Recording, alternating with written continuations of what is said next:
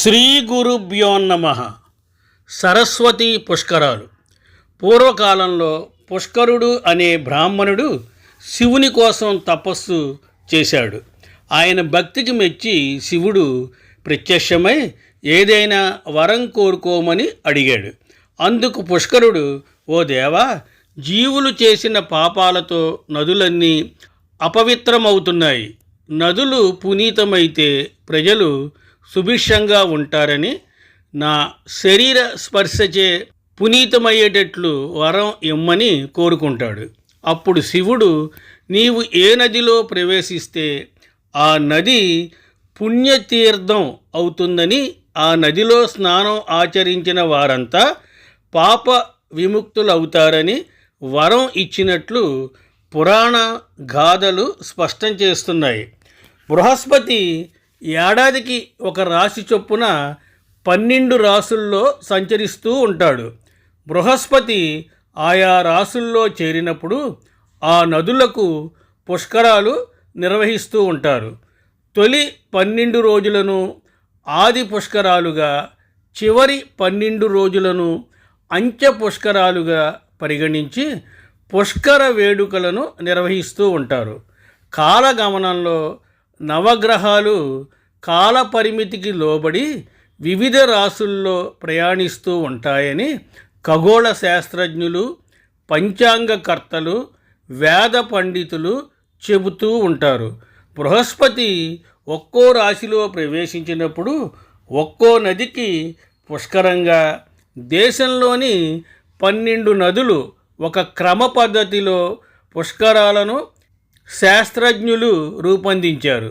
అందులో భాగంగానే గురువు మేషరాశిలో ప్రవేశిస్తే గంగా నదికి, వృషభ రాశిలో ప్రవేశిస్తే నర్మదా నదికి, మిథునంలో సరస్వతి, కర్కాటకంలో యమునా నది, బృహస్పతి సింహరాశిలో ప్రవేశిస్తే గోదావరి నదికి, అలాగే మీనంలో గురువు వచ్చినప్పుడు ప్రాణహిత నదికి పుష్కరాలు వస్తాయి.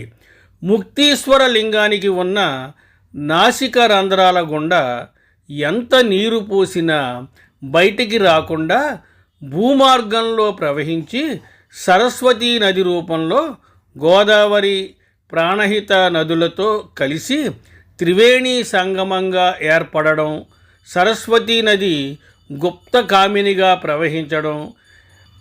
ఇక్కడ మరో విశేషం ఏమిటంటే, దేవాలయంలో శివలింగంపై పోసిన నీళ్లన్నీ ఆ శివలింగం ముక్కు ద్వారా సేకరించి గోదావరి ప్రాణహిత సంగమ స్థానంలో కలుపుతుంది. శివుని ముక్కు నుండి గోదావరి ప్రాణహిత నది సంగమ స్థానం వరకు గొట్టాల ద్వారా అంతర్వాహినిగా వెళ్ళే శివుణ్ణి అర్చించిన జలమే సరస్వతీ నది. అందుకే ఇక్కడ సరస్వతీ నది పుష్కరాలు జరుగుతాయి. సరస్వతీ నదికి గుప్త కామిని అని ఇంకో పేరు కూడా ఉంది.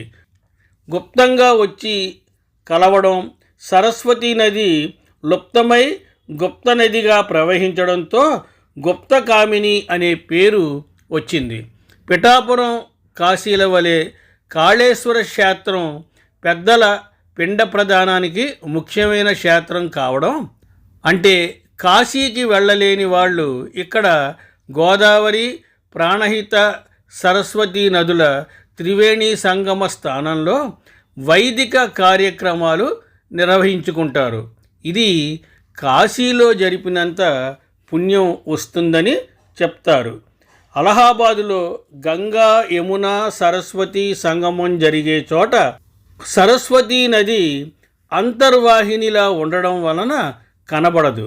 ఆ సరస్వతికి పుష్కరాలు నిర్వహించడానికి పూనుకున్న సందర్భంగా సమాంతరంగా మన రాష్ట్రంలో కూడా సరస్వతి పుష్కరాలను కరీంనగర్ జిల్లా కాళేశ్వరంలో నిర్వహించడానికి నిర్ణయం జరిగింది. ఆదిలాబాదు నుండి వచ్చే ప్రాణహిత కాళేశ్వరం దగ్గర గోదావరిలో కలుస్తుంది. అదే చోట అంతర్వాహినిలా సరస్వతీ నది కలుస్తుందని కాళేశ్వరంలో కూడా సరస్వతి పుష్కరాలు జరపబోతున్నారు. 12 సంవత్సరాలకు ఒకసారి వచ్చే పుష్కరాల వేడుకను మే 31 నుండి జూన్ 10 వరకు 12 రోజుల పాటు జరగనున్నాయి. కరీంనగర్ జిల్లాలోని అతి ముఖ్యమైన ఆలయాలలో కాళేశ్వర క్షేత్రం ఒకటి. కరీంనగర్ పట్టణం నుండి 125 కిలోమీటర్ల దూరంలో ఉన్న కాళేశ్వరంలో ఎన్నో ప్రత్యేకతలు ఉన్నాయి. గోదావరి, ప్రాణహిత నదులు సంగమించే చోట ఈ క్షేత్రం ఉంది. ఇక్కడ శివలింగంతో పాటు యమలింగం కూడా ఉంటుంది. ఎందుకంటే పురాతన కాలంలో యముడు మనుషుల పాపాలను తొలగించి వారికి ముక్తిని ప్రసాదించమని శివుణ్ణి ప్రార్థించాడు. అప్పుడు శివుడు ప్రత్యక్షమై యముని కోరికను మన్నించాడు. అలా ఈ క్షేత్రంలో ఒకే ప్రాణమట్టంపై 2 లింగాలు ఉంటాయి. ఒకటి యమలింగం కాగా మరొకటి శివలింగం. కాలుడు మనుషుల పాపాలు తొలగిస్తే శివుడు ముక్తిని ప్రసాదిస్తాడు. కాబట్టి ఈ క్షేత్రాన్ని కాళేశ్వర ముక్తేశ్వర క్షేత్రం అంటారు. అయితే ఇక్కడి మరో ప్రత్యేకత ఏంటంటే ముందు యముణ్ణి దర్శించుకున్నాకే శివుణ్ణి దర్శించుకుంటారు. అనేక ప్రత్యేకతలకు నెలవు ఈ ఆలయం. పచ్చని ప్రకృతి మధ్య నెలవైన ఈ క్షేత్రానికి వచ్చిన వారు భక్తి తన్మయత్వంలో మునిగిపోతారు. అతి అరుదైన సరస్వతీ క్షేత్రాలలో ఒకటి ఇక్కడ ఉంది. సరస్వతీదేవి ఆలయాలు దక్షిణ భారతంలో కేవలం 2 ఉన్నాయి. ఆ రెండింటిలో ఇది ఒకటి. అలాగే సూర్య దేవాలయం, కేవలం 2 సూర్య దేవాలయాలు ఉండగా అందులో ఒకటి ఇక్కడ ఉంది. కాళేశ్వరంలో మరో ప్రత్యేకత కూడా ఉంది. ఇది త్రివేణి సంగమ పవిత్ర భూమి. ఇక్కడ గోదావరి, ప్రాణహిత, సరస్వతీ నదులు సంగమిస్తాయి. ఇక్కడ 3 నదుల పుష్కరాలు జరుగుతాయి. అందుకే ఈ క్షేత్రాన్ని దక్షిణ కాశీ అంటారు. ఇక్కడ గోదావరి, ప్రాణహిత నదుల పుష్కరాలు చాలా వైభవంగా జరుగుతాయి. ఇక్కడ శివరాత్రి వేడుకలు అతి వైభవంగా జరుగుతాయి. అలాగే ఇక్కడ సరస్వతీ దేవాలయం కూడా ఉంది. మాఘ శుక్ల పంచమ్యాం విద్యారంభే దినేపి చ పూర్వేహ్ని సమయం తృతీయ తత్రాహ్న సంయత శుచి.